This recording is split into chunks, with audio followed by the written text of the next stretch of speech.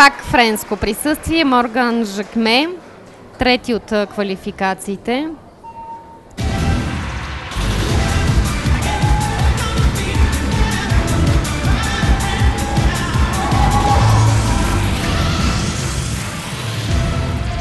Морган е състезателят, който изпълнява най-трудните упражнения на това състезание от всички мъже.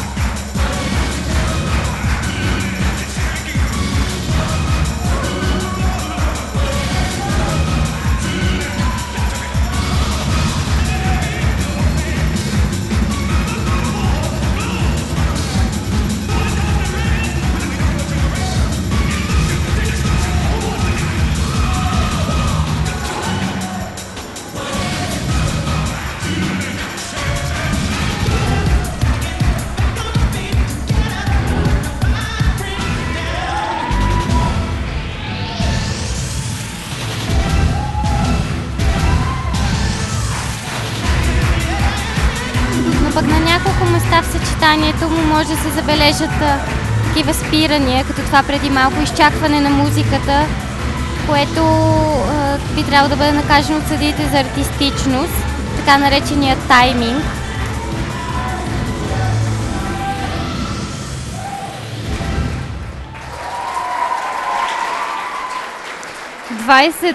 И 10 оценката на виетнамската двойка, само 1/10 не им достигна, за да изместят втората румънска двойка, което си е чудесно всъщност.